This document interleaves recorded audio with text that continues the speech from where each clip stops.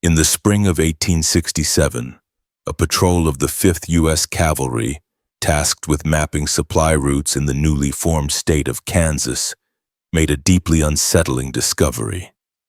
They stumbled upon a town that should not have been empty. The settlement, known on their maps as New Eden, was comprised of 24 sod houses, a church, and a general store. But there were no people, not a single soul. What they found instead was a scene of eerie, instantaneous abandonment. A half-eaten meal lay on a family's table, the bread hardened to stone, a blacksmith's hammer rested on an anvil next to a cold, unfinished horseshoe. A child's doll lay face down in the dust of the single silent street. The entire population, estimated at just over 100 men, women, and children, had vanished without a trace. The official military report, filed by a Captain Marcus Thorne, is a masterpiece of confused, bureaucratic prose. It describes the town as wholly abandoned, with no signs of struggle, Indian raid, or epidemic.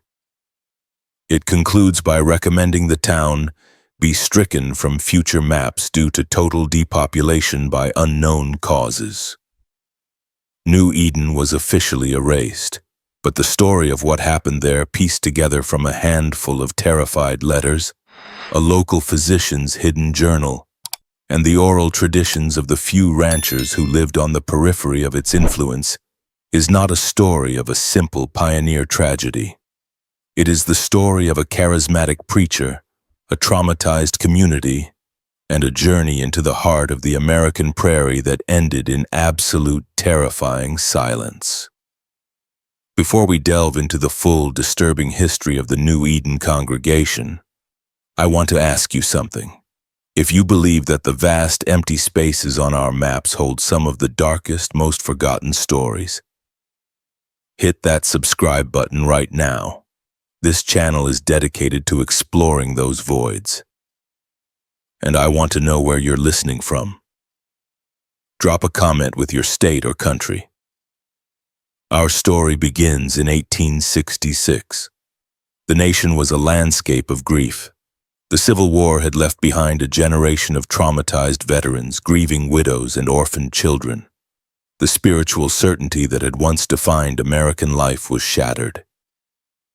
People were desperate for answers, for meaning, for a sign that their immense suffering had not been in vain.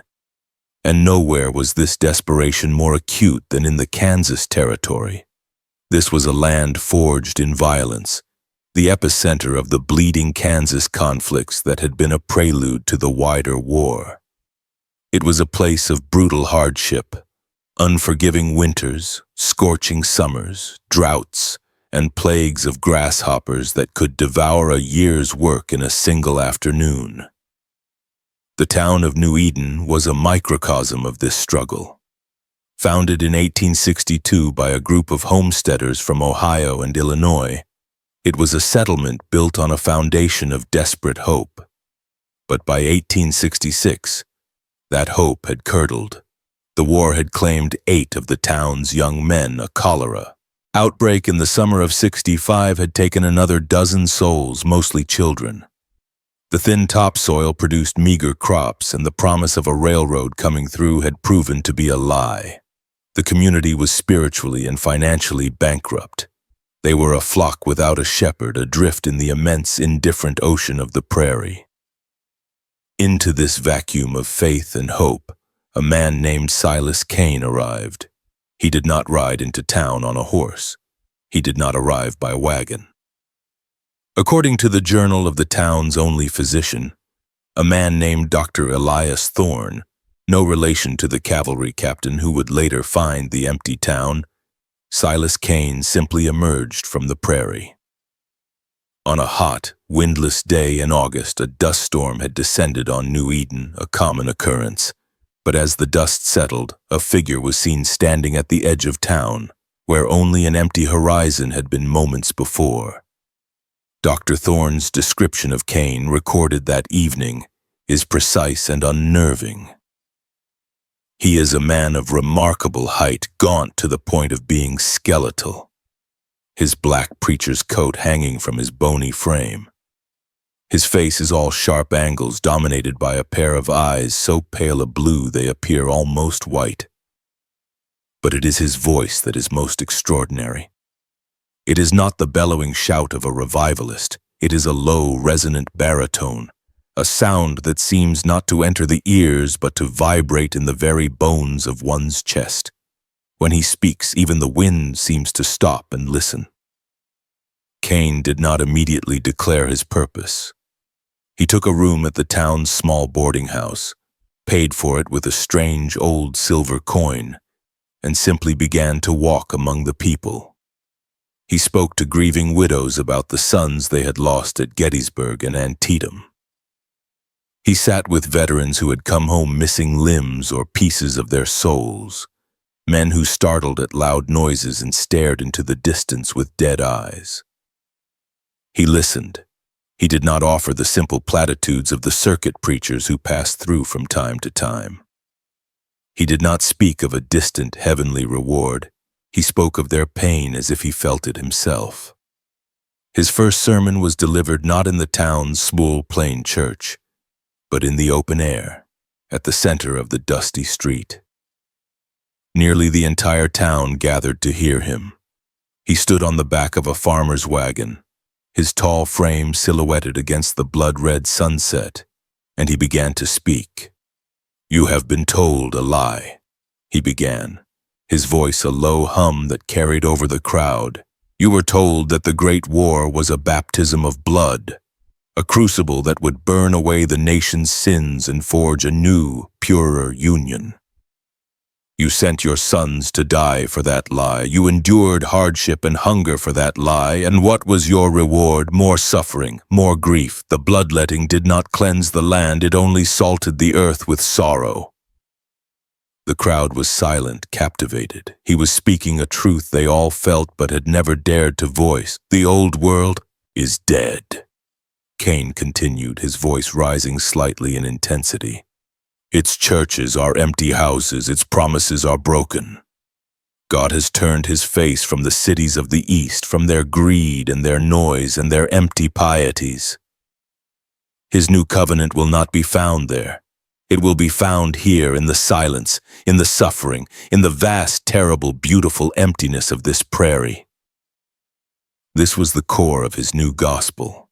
The prairie, which the settlers saw as an antagonist, a harsh wilderness to be tamed and conquered, was, in Cain's theology, a sacred space. It was God's new cathedral. The hardship it inflicted was not a curse, it was a test, a holy crucible designed to burn away the impurities of the old world and prepare a new, chosen people. "You have been called to this place not to suffer, but to be purified," he declared, his pale eyes seeming to fix on every person in the crowd at once. "And I have been sent to show you the way. For in this land, we will build a new Jerusalem, not a city of gold in the sky, but a kingdom of the Spirit here on this earth, a place of true communion, of perfect silence, where we will await his final call." The message was intoxicating. To a people who felt abandoned and punished, Silas Cain offered a new narrative. Their suffering was not meaningless. It was a sign of their chosen status. Their poverty was not a mark of failure. It was a step towards spiritual purity. He was not just a preacher. He was an alchemist, turning their despair into a badge of honor. Dr. Elias Thorne watched this from the doorway of his small clinic, and a cold dread settled in his stomach. He was a man of science, a rationalist who had served as a surgeon in the Union Army. He had seen firsthand the brutal, senseless reality of death, and he had no patience for men who sold easy answers to desperate people. In his journal, he wrote, "Cain is a predator of the spirit. He identifies the deepest wound in a person and presses on it, not to heal, but to gain leverage." I watched him speak with Sarah Miller today. Her husband died at Cold Harbor. Cain spoke of her grief not as a burden to be eased, but as a sacred fire that was burning away her worldly attachments. By the end of their conversation, she was weeping, not with sorrow, but with a kind of ecstatic gratitude. She looked at him as if he were a prophet. He had not healed her pain. He had reframed it as a holy experience. It is a masterful and terrifying form of psychological manipulation. Within a week, Silas Cain had supplanted the town's existing lay preacher. The small church became his domain. His sermons were mesmerizing. He would speak for hours, his voice never rising above a conversational tone, yet holding the entire congregation in a state of rapt attention. He preached a gospel of radical separation. The outside world, the world of noise, was corrupt and damned. New Eden was to be an ark, a sanctuary sealed off from the contamination of the East. He began to perform what the townspeople called miracles. A farmer whose son was suffering from a high fever begged Cain for help. Cain laid his hands on the boy's head and hummed a low, strange, monotonous tune for nearly an hour. The next morning, the boy's fever had broken.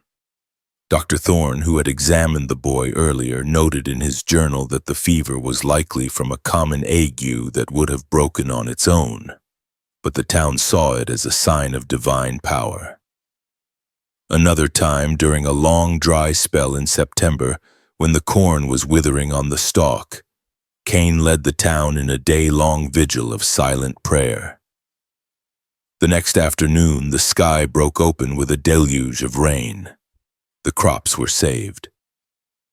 Thorne noted in his journal that he had seen the same cloud formations building in the west for 2 days, and that any experienced plainsman could have predicted the storm. But the congregation of New Eden saw it as proof. Silas Cain did not just speak for God, he commanded the very elements. His influence grew until it was absolute. He established a council of elders composed of his most fervent followers. This council began to govern the town's affairs, sidelining the Old Town Committee. Cain's word became law. He discouraged contact with outsiders. The mail rider who came through once a month was no longer welcome. Traders were told to pass by. New Eden was turning inward, sealing itself off from the world just as Cain had preached. Dr. Thorne found himself an outcast. As a man of science and a skeptic, he was viewed with suspicion. His attempts to offer rational explanations for Cain's miracles were seen as blasphemy. When he warned Sarah Miller that Cain's influence was isolating her from her community and her own good sense, she reported his faithless words to the Council of Elders. Thorne was formally censured for sowing discord.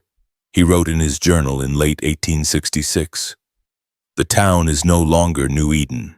It is Cain's Eden. The people no longer look at the sky for rain or at the soil for their sustenance. They look only to him. He has become the sole arbiter of their reality. He is not just their preacher, he is their God. And I fear with a certainty that chills my blood that he is leading them not to a new Jerusalem but to a slaughterhouse of the soul. The only question is when and how the sacrifice will be demanded." The doctor's fears were more prescient than he could have possibly imagined, as the harsh Kansas winter of 1866 set in, trapping the community in a world of snow and silence. Silas Cain's sermons began to take on a new, darker, and more specific tone. The period of purification was ending.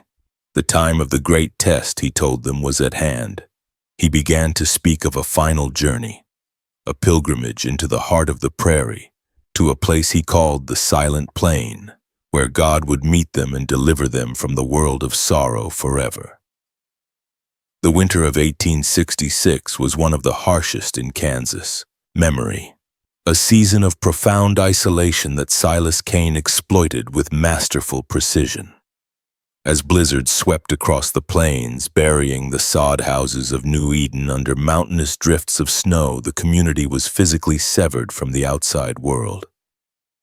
This enforced seclusion became a crucial element in Cain's psychological conditioning. The only voice they heard for months was his. The only truth they knew was the one he constructed for them in the candle-lit confines of the small church. Dr. Elias Thorne's journal from this period reads like a chronicle of a town's descent into a collective delusion. He, along with a handful of other skeptical families, was now a pariah. His scientific knowledge, once respected, was now seen as a form of worldly corruption, an obstacle to the pure faith that Cain demanded. December 14th, 1866, Thorne wrote, Cain's grip tightens. He has declared that all books, save for the Holy Bible, are vessels of worldly noise that distract the soul from God's true voice. Today the Council of Elders went from house to house, collecting all other reading materials. Shakespeare, almanacs, even children's primers. They were brought to the center of town and burned in a great bonfire. The people watched, their faces illuminated by the flames, their expressions not of loss but of ecstatic release. They are shedding their past. Cain is not just their leader, he is their editor, erasing every story but his own. It was during these winter sermons that Cain began to elaborate on his apocalyptic theology. He preached that God was not going to send a flood or a plague to cleanse the world. The world, he claimed, was already dead. Drowned in its own sin and noise, the final judgment would be an act not of destruction, but of separation, a holy severance. God would call his chosen few, the congregation of New Eden, out of the corpse of the world and into a new dimension of being, a place beyond suffering. He called this destination the Silent Plain. He described it in vivid, poetic detail. It was not a physical location on any map. It was a place on the edge of reality, a place where the veil between the material world and the divine was thin. To reach it, they would have to undertake a final pilgrimage, a walk into the heart of the prairie, shedding the last vestiges of their worldly attachments as they went. "We will walk until our feet bleed," Cain declared, his low voice resonating in the cold air of the church. "We will walk until our bodies are scoured clean by the wind and the sun. We will leave behind our homes, our possessions, our very names. We will become as nameless and pure as the dust, and in that emptiness he will find us. He will call to us from the silence, and we will answer, and we will be taken up into his peace." To Dr. Thorne, this was the talk of a madman, a suicide pact disguised as a holy quest. He attempted to reason with some of the townspeople, the ones he thought might still be reachable. He spoke to Jacob Miller, a farmer whose judgment Thorne had once respected. "Jacob, you can't seriously believe this," Thorne pleaded according to his journal. "He's telling you to abandon your home, your farm, everything you've worked for, and walk out into the open prairie to die." Miller's response was chilling. "You see with worldly eyes, Doctor," he said, his own eyes alight with a feverish certainty. "You see death. We see transfiguration. You see an empty prairie. We see the doorway to the kingdom. The preacher has shown us the truth. This life is the sickness, the journey is the cure."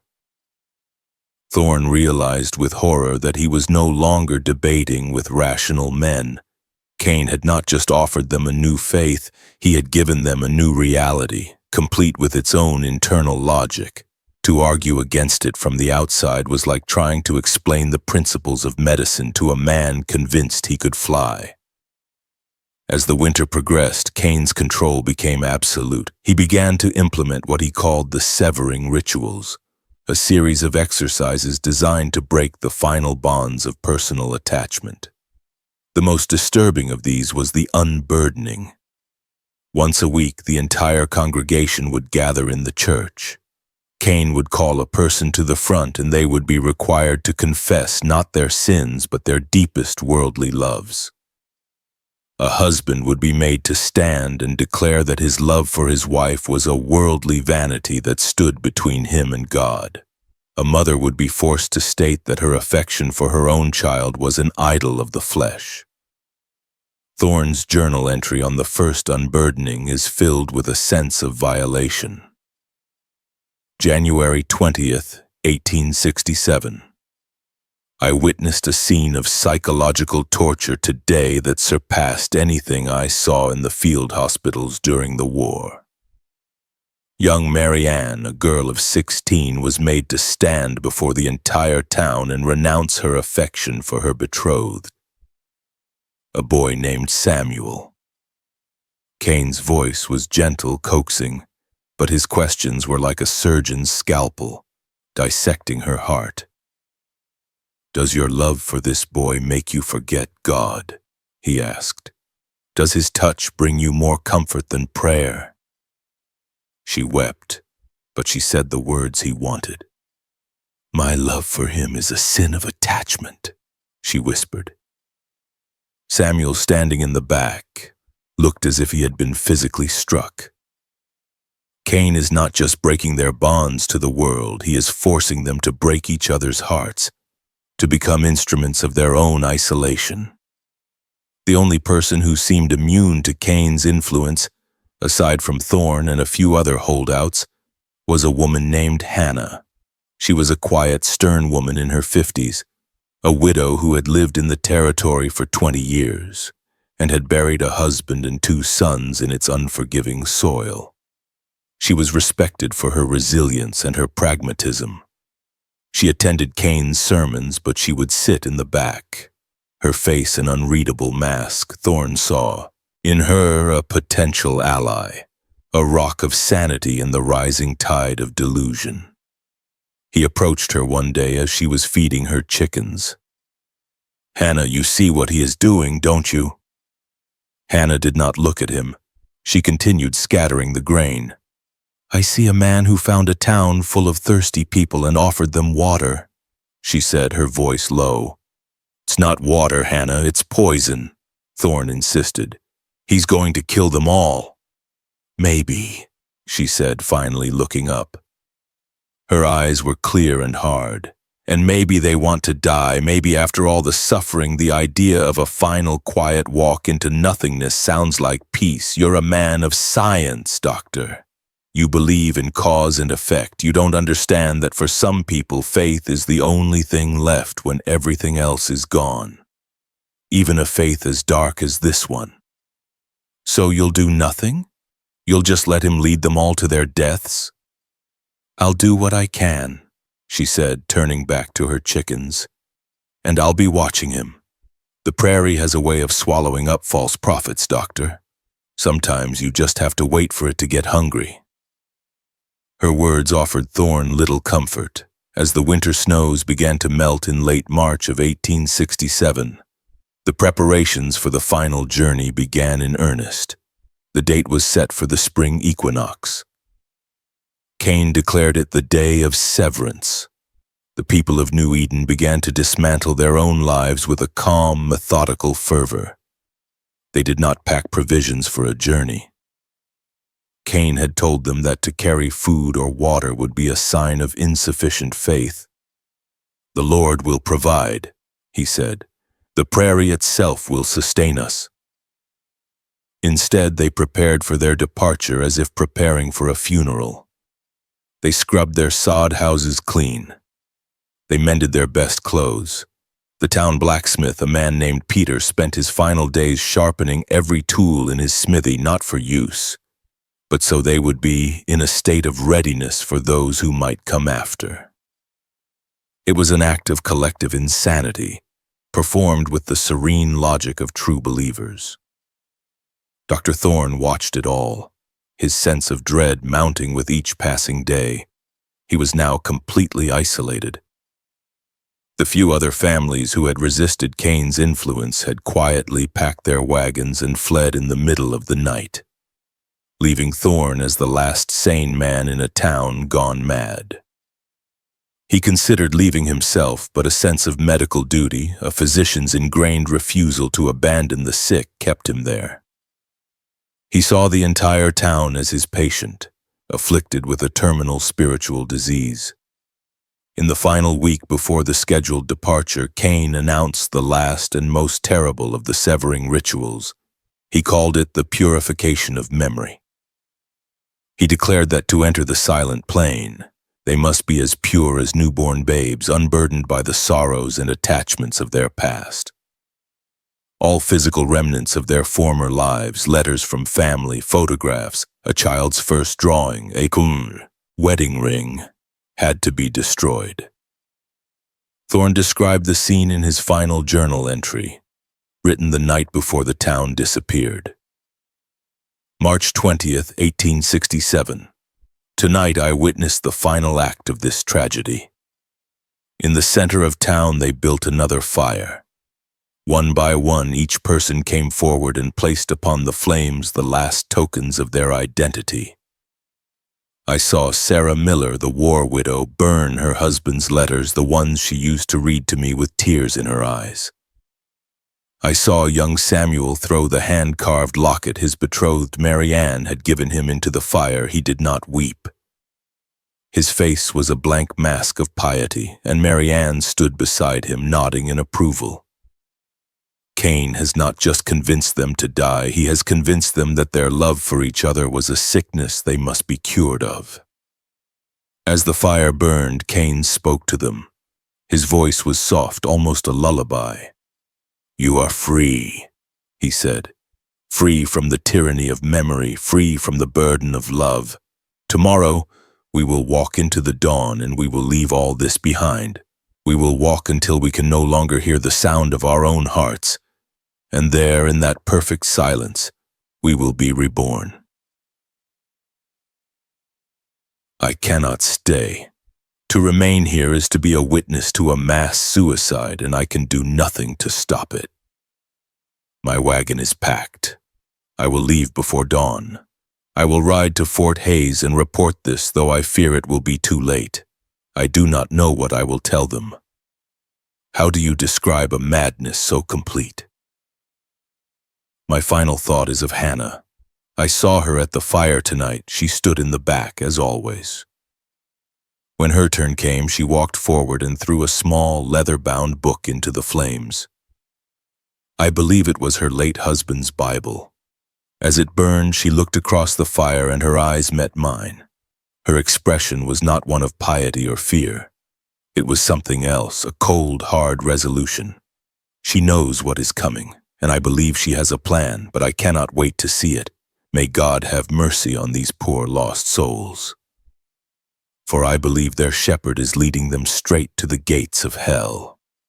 This was the last entry in the journal of Dr. Elias Thorne.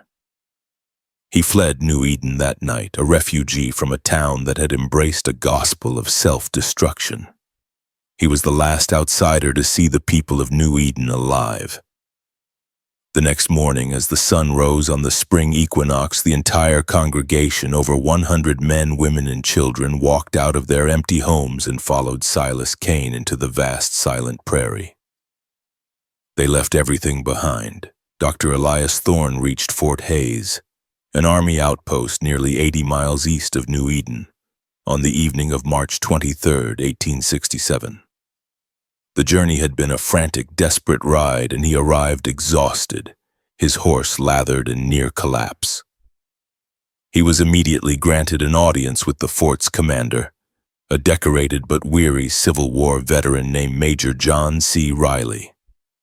Thorne's account of the events in New Eden was met with a mixture of disbelief and professional skepticism. He described Silas Cain, the sermons, the book burning, and the final chilling plan to walk into the prairie to be taken up by God. He spoke with the frantic energy of a man who had witnessed something so fundamentally irrational that he struggled to find the words to describe it. Major Riley's official report on this meeting, filed a week later and now stored in the National Archives, captures his initial reaction. Dr. E. Thorne, a civilian physician, arrived at this post in a state of extreme agitation. He related a fantastical account of a religious mania having taken hold of the settlement of New Eden, culminating in a plan for the town's entire population to commit a form of mass suicide by exposure. While Dr. Thorne appears to be a man of education, His narrative is colored by what I can only describe as personal hysteria. It is my assessment that he has likely suffered a nervous breakdown due to the harsh conditions of frontier life. Riley, a practical military man, saw the story through a lens of common frontier tragedies. He suspected the truth was more mundane. Perhaps the town had finally succumbed to starvation and its inhabitants had simply scattered, seeking refuge at other settlements. Perhaps Thorne, having failed to save them from a more common ailment like cholera or typhoid, had concocted this elaborate story to assuage his own guilt. Nevertheless, Thorne was insistent and provided a detailed list of the town's inhabitants.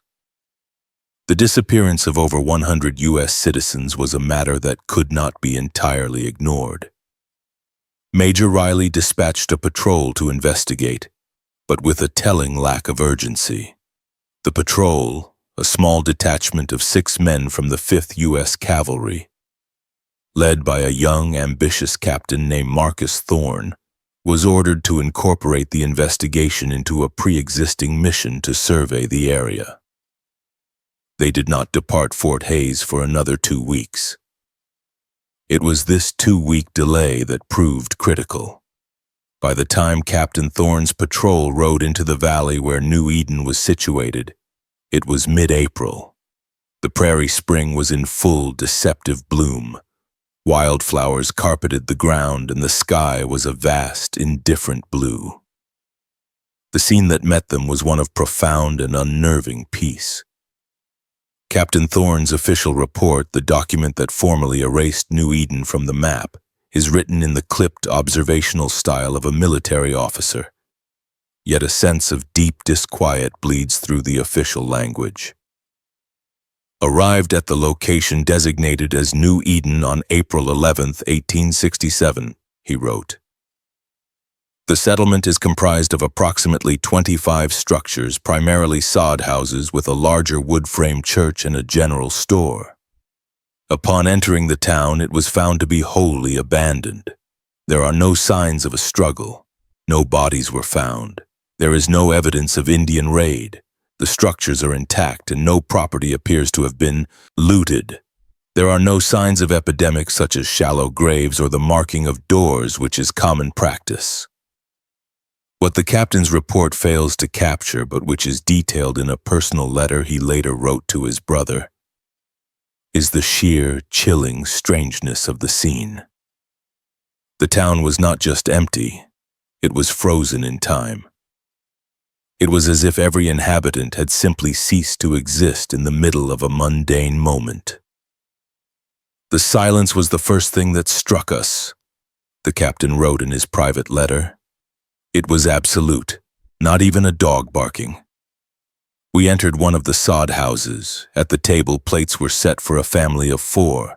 A loaf of bread sat on a cutting board, a knife beside it. In a bowl, a child's portion of what looked to have been corn mush was half eaten, the spoon still in the bowl. It was all covered in a thick layer of dust. In another house, a woman's sewing lay in a basket, a needle still threaded stuck into a piece of cloth as if she had been interrupted mid-stitch. The most unsettling sight was at the blacksmith's forge. The smith had clearly been at work. The forge was cold, but an unfinished horseshoe lay on the anvil, the hammer resting beside it, as if the smith had simply set it down to turn for a moment and never return. His leather apron hung from a peg on the wall.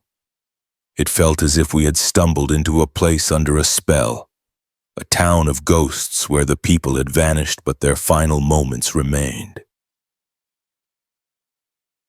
The patrol spent 2 days searching the town and the immediate surrounding area. They found livestock, a few scrawny chickens, a milk cow with a painfully full udder that had been left to fend for themselves. But they found no people and, more disturbingly, no tracks.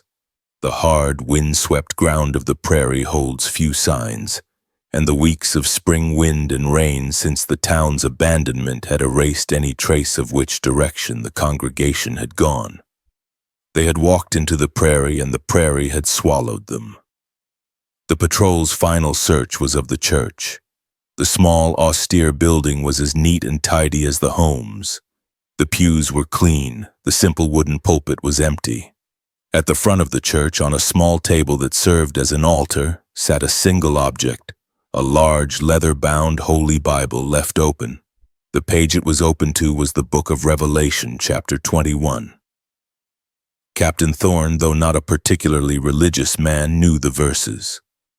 They described the creation of a new heaven and a new earth, a new Jerusalem where God will wipe every tear from their eyes. There will be no more death or mourning or crying or pain, for the old order of things has passed away. It was a final, chilling testament to the congregation's beliefs. They had not fled a tragedy. They had walked willingly toward what they believed was their divine apotheosis. Captain Thorne's official report concludes with a recommendation. Given the total depopulation by unknown causes and the unlikelihood of resettlement, I recommend the settlement of New Eden be stricken from all future military and territorial maps. The location is unsuitable for sustained habitation. The recommendation was accepted.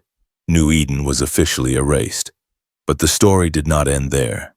Dr. Elias Thorne, now living in Hayes, was plagued by guilt and a desperate need to understand what had happened. He had provided Captain Thorne with his journal and a list of the inhabitants, but the military's perfunctory investigation had provided no answers. The doctor began his own quiet inquiry. He traveled to the small, scattered ranches that existed on the periphery of New Eden's influence, dozens of miles away from the town itself. He spoke to cattle drivers and buffalo hunters, asking if anyone had seen a large group of people walking out onto the plains in late March. For months he found nothing, and then he met a man named Jedediah. Jedediah was an old, weather-beaten trapper who had spent 40 years on the plains. He was a man who trusted his eyes more than any map. He told Dr. Thorne that in the last week of March, he had been tracking a small herd of buffalo approximately 50 miles northwest of New Eden. From a high ridge, he had seen something strange on the horizon. A long, dark line of people walking in single file, moving deeper into the unmapped territory. Looked like a funeral procession, but it was a whole town of them, Thorne recorded Jedediah as saying. Men, women, little ones, walking slow and steady, weren't carrying nothing. No wagons, no water, no food, just walking. And in front of them all was a tall fella in a black coat. He walked with a staff and he never looked back. I watched him for near an hour till they was just a speck on the horizon. I thought about riding down to him, but there was something wrong about it. Something that told me to stay away. They wasn't just traveling, see? They was leaving. Like they had an appointment with the sky itself. Jedediah's account was the first and only eyewitness testimony of the congregation's final journey. It confirmed they had gone northwest deeper into the vast, empty wilderness. But it did not explain their fate. The mystery might have faded into folklore right there but for the persistence of one other person. Hannah, the pragmatic widow who had remained in New Eden. The cavalry patrol had found no trace of her. Her cabin, like all the others, was empty. It was assumed she had departed with the rest of the congregation. That assumption was wrong. In May of 1867, nearly a month after Captain Thorne's patrol had left the abandoned town, Hannah appeared at a ranch 30 miles to the south. She was on foot, gaunt and exhausted, but very much alive. The rancher's wife who took her in later wrote in a letter to her sister, "She is a woman made of iron and silence. She will not speak of what happened in that town. When my husband asked her how she survived, alone on the prairie for so long, she just said, 'The prairie provides for those who know how to listen to it.' The only thing she will say about the preacher and his flock is this: they went looking for God's voice in the silence. I hope they found what they were looking for." Dr. Thorne heard of Hannah's survival and traveled immediately to the ranch. He found her recovering, slowly regaining her strength.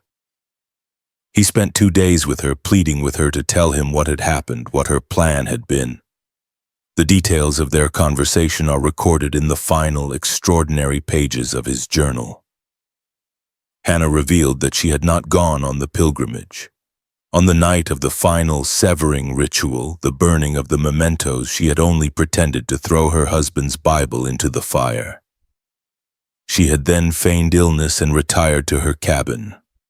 Before dawn, as the town began to gather for their departure, she slipped out of her cabin and hid in a small root cellar she had prepared weeks in advance. She had secretly stockpiled a small amount of dried meat, corn, and water.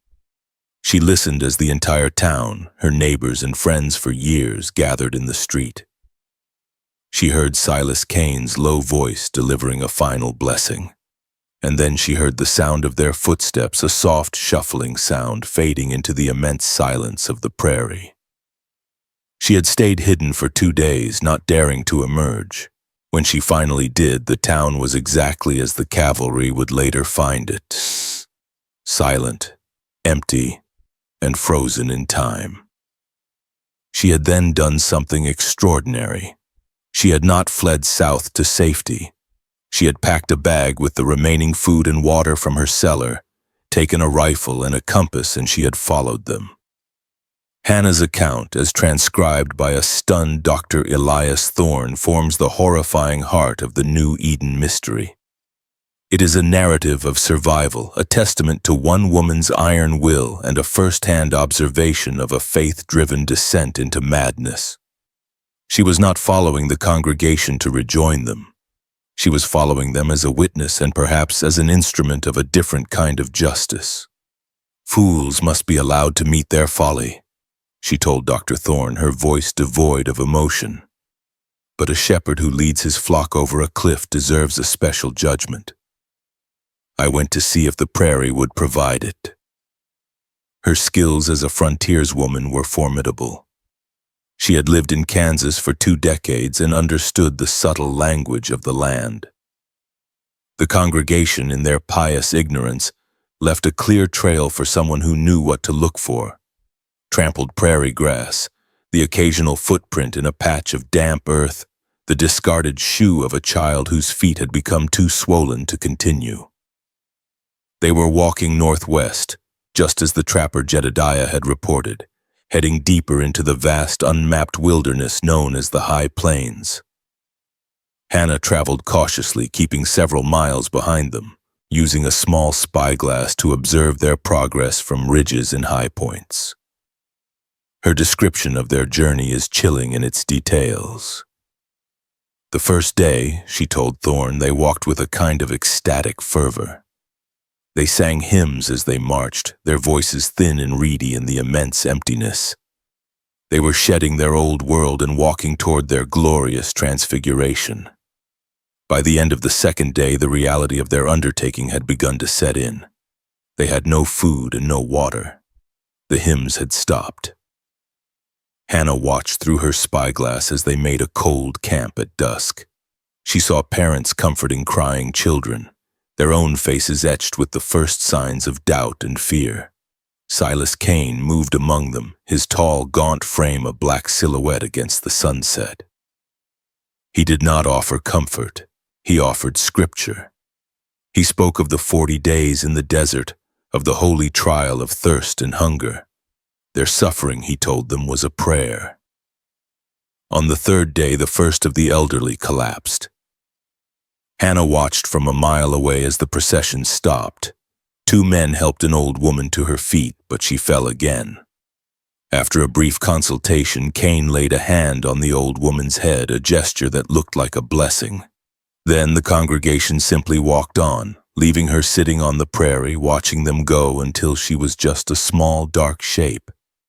They had been told to shed all attachments. The weak were the first attachment to be severed. He was purifying the herd, Hannah told Dr. Thorne, her voice gut as winter stone. Leaving the weak to die so the strong could continue. I saw it happen twice more that day. An old man and a woman with a bad cough. They were left behind. They didn't protest. They just sat down and waited for the end. They believed it was God's will. Hannah, a pragmatist to her core, did not follow this path of self-destruction. She hunted, catching prairie chickens with small snares. She knew how to find water, digging for it in low-lying areas where the vegetation was greener. She was a survivor, shadowing a procession of the doomed. By the 5th day, the congregation was in a desperate state. The children were weak with hunger and dehydration. Several more of the elderly had been left behind. Hannah observed fights breaking out over a handful of berries found on a wild bush. The community, which had been bound by a shared faith, was beginning to splinter under the brutal pressure of survival. But their faith in Silas Cain, though strained, still held. He was their only hope, the sole architect of their reality. His voice was the only thing that kept them moving. He promised them they were close, that the silent plain was just over the next rim. It was on the 6th day that Hannah came upon the body of the first child. A boy of about 7, he lay curled on his side as if sleeping. There were no marks on him. He had simply laid down and his heart had given out. Hannah, a woman who had buried her own children, did not weep. She looked at the small body with a grim, hard face. She took a spade she had carried with her and buried him in a shallow grave, marking it with a pile of stones. It was an act of defiance against a God that demanded its sacrifices remain unburied. That evening, she watched through her spyglass as Cain performed another unburdening. He gathered the remaining families. He spoke to a man and a woman whose daughter had died earlier that day. "Your grief is a chain." Cain's voice, though too far to be heard, was clear in his gestures. "It binds you to this world of pain. Release it. Thank God for taking your burden from you." The parents, their faces blank masks of shock and starvation, nodded numbly. It was at this point in her story that Dr. Thorne interrupted, his voice thick with horror. "Good God, Hannah, the man was a monster. Why didn't you act? You had a rifle." Hannah looked at him, her eyes as hard and unforgiving as the prairie itself. "And do what, doctor? Shoot him? What would that have accomplished? The flock would have been left without its shepherd, lost and leaderless in the middle of nowhere. They would have turned on each other or simply scattered and died in groups of 2 and 3. No, my judgment was not his to receive. My judgment was to witness, to be the memory of what happened in that place when all other memory was being burned away." She continued her story. On the 7th day they arrived. The congregation, now reduced by nearly a third, staggered over a low rise and looked out upon a landscape that was different. It was a vast, perfectly flat salt plain, a geological anomaly where nothing grew. The ground was a cracked white expanse of alkali shimmering in the sun. This, Silas Cain declared, was the silent plain. This was the place of their transfiguration. He led them to the center of the plain and told them to wait. "Here we will make our final camp," he announced. "Here the noise of the world cannot reach us. Here we will shed the final burden of our flesh and await his call." Hannah watched from the edge of the plain, concealed in a patch of scrub grass. She watched as the last of the congregation's strength gave out. As the sun beat down on the reflective white ground, people began to collapse from heat stroke and dehydration. There was no more weeping. There was no more prayer. There was only a profound, exhausted silence, punctuated by the occasional delirious mutter. They lay on the white, cracked earth like discarded dolls, their ordeal nearly at an end. By dusk, only a handful were still conscious. Silas Cain moved among them, his own face gaunt, his pale eyes burning with a terrifying, ecstatic fire. He believed it was happening. He believed this was the final act, and then he did something that was not in his sermons. Something that revealed the final selfish core of his dark faith.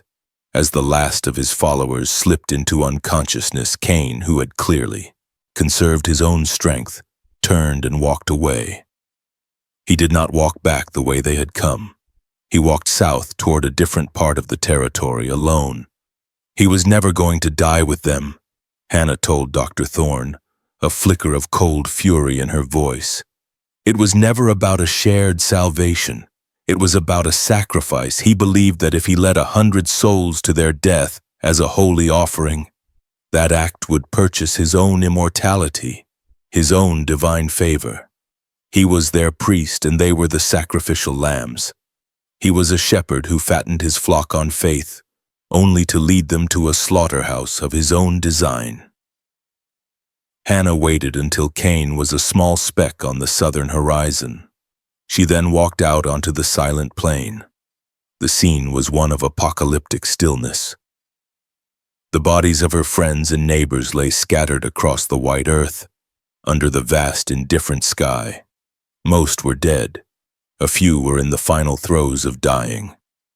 She moved among them, a solitary living figure in a field of the dead. She checked each one. She found no survivors. She spent the next 2 days burying them. She could not dig deep graves in the hard, baked earth. She covered them with mounds of salt and stone, creating a field of small, anonymous cairns. It was a monumental, heartbreaking task. When she was done, she stood in the center of that silent, makeshift graveyard. Her task as a witness was complete. But her task as an instrument of judgment had just begun. She rested for a day, gathering her strength. She still had her rifle, a small amount of food, and a full canteen of water she had drawn from a hidden spring miles back. She had the skills to survive, and she had a target, with the same methodical patience she had used to track the congregation. She began to track Silas Cain. His trail was easy to follow. A man traveling alone, weakened by a week of fasting, leaves signs for anyone who knows how to read them. She followed him south for 3 days.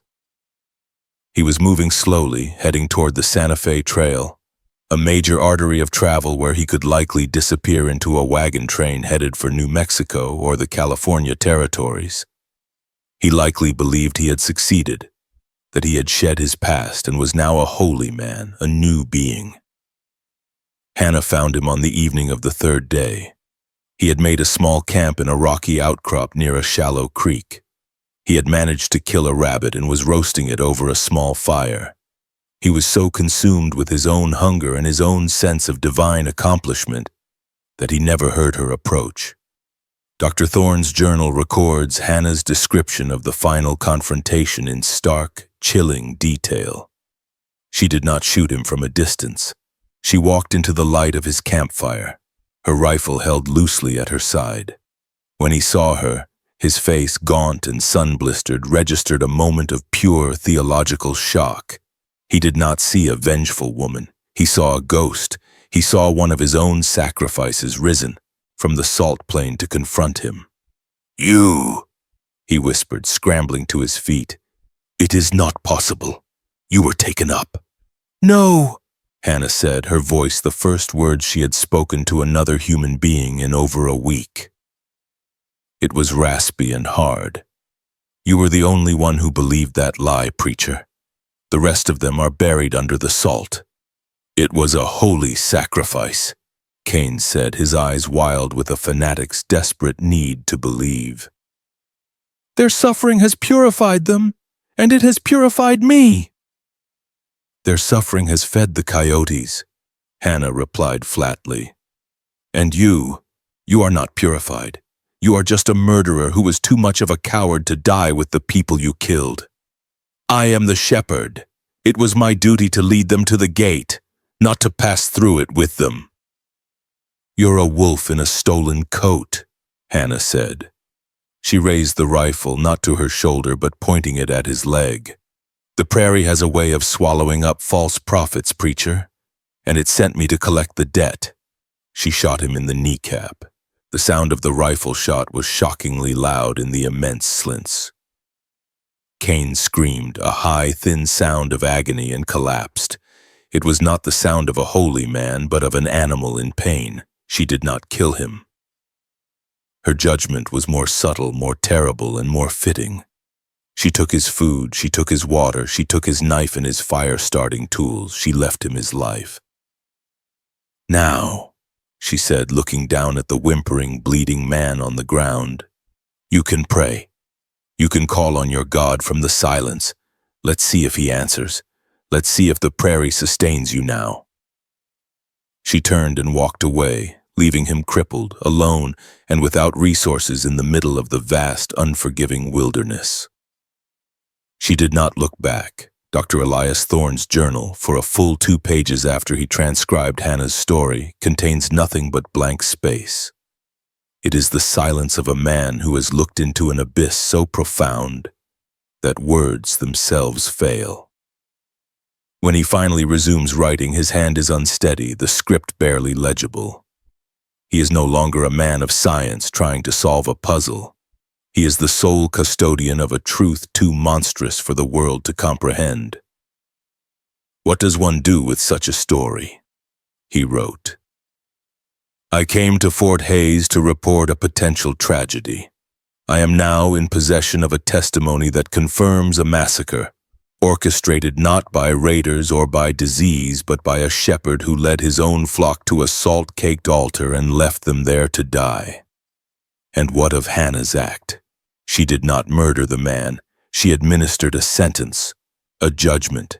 She left him to the same God he professed to worship, the God of the empty, silent plain. Was it justice? Or was it simply the prairie's final brutal lesson, delivered by its most resilient student? I find that I cannot answer." Thorne grappled with his duty. He could take Hannah's story back to Major Riley at Fort Hays. But what then? The official report by Captain Marcus Thorne had already been filed. The case of New Eden was closed. The town was officially non-existent. To reopen it would mean presenting Hannah, a reclusive woman who wanted only to be left alone, as a witness. Her story would be deemed unbelievable, the ravings of a traumatized survivor, and Thorne himself, already dismissed as hysterical, would be professionally ruined. More than that, he realized a darker truth. The world did not want this story. It was too complex, too filled with a kind of spiritual horror that defied easy explanation. The army understood Indian raids, starvation, cholera. They did not understand a charismatic preacher who could convince 100 people to embrace death as a form of divine rapture. The story of New Eden would be buried with or without his help, because it was a narrative that had no place in the neat, heroic mythology of westward expansion. He made a decision. He did not return to Fort Hays. He helped Hannah secure a small plot of land far to the south, where she lived out the rest of her days in the same quiet, self-sufficient solitude she had always known. She never spoke of New Eden again. The story, she made clear, was now his burden to carry. Dr. Thorne himself moved to a small but growing town further east, where he opened a new practice. But he was a haunted man. He kept his journal, with its terrible final chapters, locked in a safe, a secret history he could share with no one. The mystery of Silas Cain's fate remained. Hannah had left him crippled in the wilderness, but his end was unknown. For 2 years, the Prairie kept its secret. Then, in the summer of 1869, a survey team for the Kansas Pacific Railway, charting a new route west, made a gruesome discovery in a series of rocky outcrops about 40 miles south of where the Silent Plain was believed to be. They were drawn to a small cave by a foul smell. Inside they found the remains of a man. The official report from the county coroner is a dry, clinical document, but the details it contains are the final, horrifying brushstrokes in the portrait of Silas Cain. The skeleton was that of a tall male. The right patella, the kneecap, had been shattered by a projectile consistent with a rifle shot. This injury would have made walking impossible. The man had clearly dragged himself into this cave for shelter. This was not the most disturbing finding. Around the skeleton were the tiny gnawed bones of numerous small animals, prairie dogs, rabbits, even snakes. He had survived for a time, trapping and eating whatever he could catch raw.